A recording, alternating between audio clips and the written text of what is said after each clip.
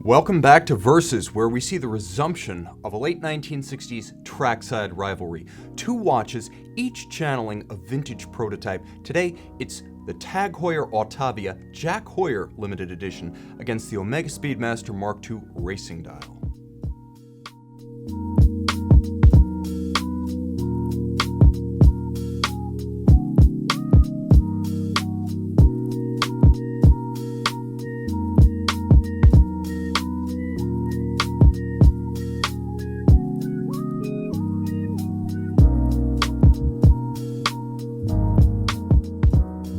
I'll save you the redundant spiel about the so-called Autavia Cup fan pole and the 2017 Autavia reissue that resulted. This isn't that watch. Today's focus is a late 2017 limited edition of 1,932 pieces intended as an 85th anniversary birthday present to TAG Heuer Company patriarch and Autavia creator, Jack Heuer. The original Heuer Autavia 2446 Mark III was a 39mm watch, but the Jack, from which the design is loosely derived, is a 21st century fox with a 42.7mm steel case in high polish. Lines are roughly consistent with the 1966 Autavia prototype that inspired this shape, but free of the merciless decades of refinishing that reduce most vintage cases to gumdrops. TAG designers achieved an admirable feat by slimming the profile of the watch via a narrow case band. This is the defining horizontal feature of the watch and is artfully stepped out from the case back and the bezel. Despite nearly a millimeter of extra girth, the deft profiling of the Autavia's case can persuade both owner and onlookers that this is a slimmer watch than its Omega rival from Biel. The case form of the TAG is minimalist. Lug ends are vertical, the case profile is sheer, and only a gentle terminal bevel disrupts the clean flow of the case band at the lugs. Speaking of TAG minimalism, TAG is minimally mentioned on the case. The only TAG signage on the standard Autavia is a stamp on the movement, but this limited edition features an engraved solid caseback with a dedication to its namesake. Likewise, dial, crown, and clasp body feature only the Heuer signage. Corporate seems to be realizing that the TAG sale is over, and Heuer carries all of the currency with collectors. How long until the wholesale rebranding starts? Only they know, but I see it on the horizon. For some children of the 80s and 90s, TAG has negative mall department store associations, and it seems that some folks in Le Chaux de Fonds are starting to agree. Whither the TAG Heuer logo? The Autavia Jack Heuer employs a bracelet designed to evoke the rice grain link designs that enjoyed peak popularity during the 1970s. The 2017 interpretation offers rich polish, 5 small intermediate links, and larger flanking links. The end links of the bracelet conform to the case for an integrated aesthetic, and the pivoted joint ensures that smaller wrists, let's say 14.5 centimeters, can still enjoy this Autavia. TAG missed an opportunity to surpass expectations when it chose pin sleeves for the removable links, and the stamped clasp fabrication feels 2 generations out of date for a $6,000 watch. However, trigger release is welcome. On the whole, however, clasp design and removable links with apertures for micro adjustment stepped by strap tools would make Rolex proud. That's Rolex circa 1995. However, the Autavia's bracelet looks fabulous, feels just as good, and redeems itself by virtue, and I do mean virtue, of beauty and comfort. Once sized and on the wrist, advantage Autavia. A quick Autavia comparison reveals the do-si-do of hour counter, addition of a date, and grander scale of the 2017 re-edition compared to the original. The re-edition morphed again to produce today's subject Autavia Jack Heuer.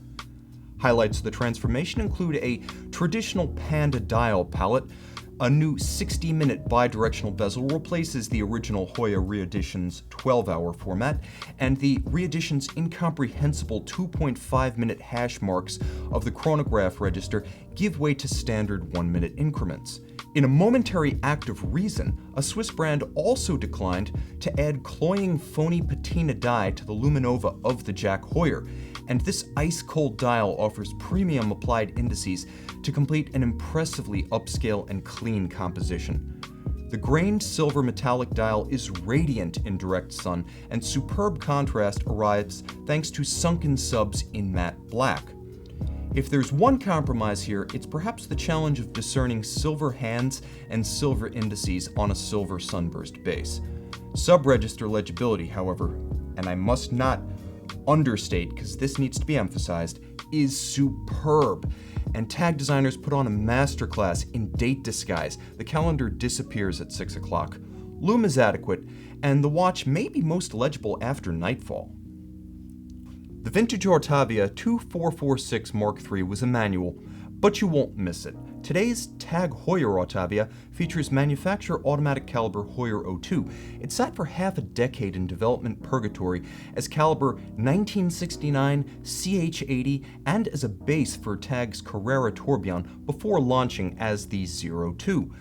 Using experience from the Seiko 6S37 derived TAG Heuer 1887 caliber, TAG created the 02 as a true clean sheet design.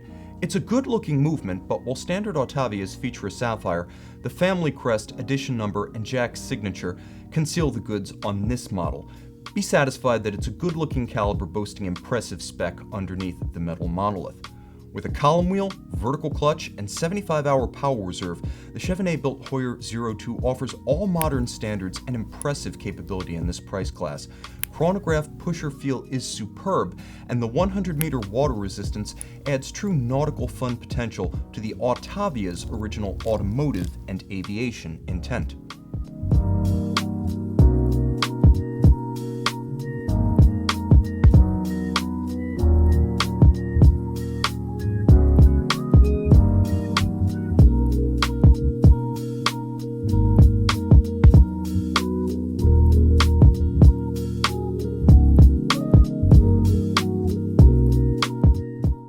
One of several reborn Speedmaster Mark II models launched at Baselworld 2014, the so-called racing dial was the most charismatic and offbeat of that litter.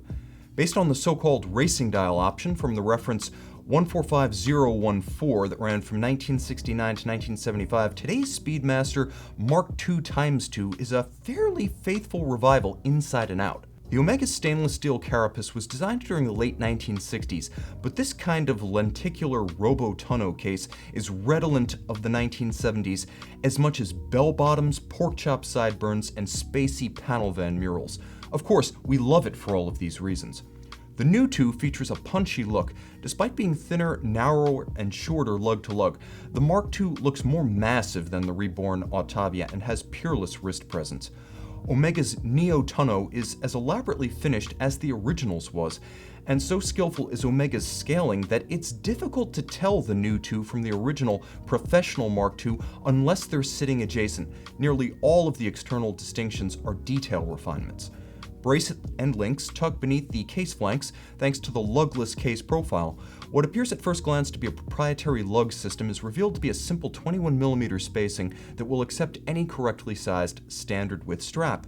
The bracelet does a reasonable approximation of Omega's original 1162 reference, albeit with superior quality and features. The 3-link design is robust despite the narrow links, and all removable links are fixed by screws. Clasp construction is as solid as a blacksmith's iron. Trigger release and push-button slider set the standard for this price class. Here's where the new Speedmaster Mark II both differs generously to tradition and deviates most distinctly from history. The original Mark II racing dial featured a gray base, orange accents, the staggered checkered flag or racing seconds hash clusters, and orange minute-hour hands. Today's watch revisits all of the above with the addition of a date window at 6 o'clock and the subtraction of the orange hour-minute hands, likely to avoid functional confusion with chronograph seconds.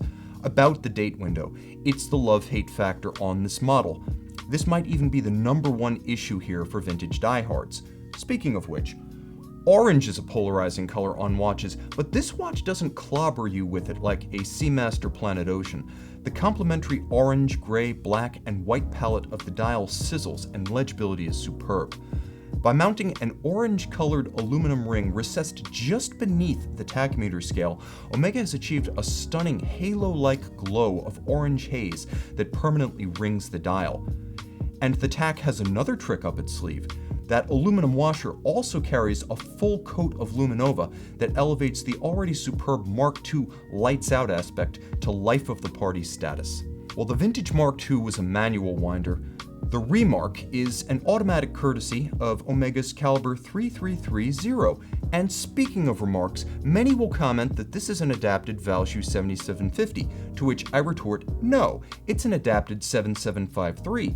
That's how Omega replicated the classical symmetrical tri-register layout, and it's the reason that the watch's date is set by a pusher on the case blank. But anyone who dismisses the 3330 shows his ignorance. It's a great caliber with toughness, precision, and impressive evolutions over the core Bausch.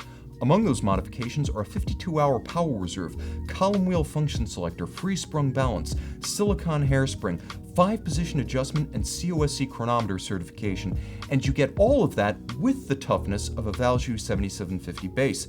Also, the Speedmaster Mark II x2 boasts 100-meter water resistance. If you are looking for an excuse to add this to your 50-meter moonwatch, here it is. Omega Speedmaster Mark II Racing Dial Advantages.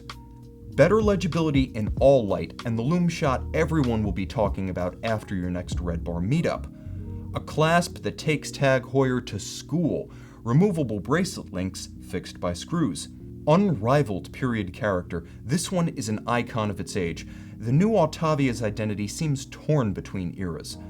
A certified chronometer with superior anti-magnetic resistance for those who work around electronics, this is the techie's choice.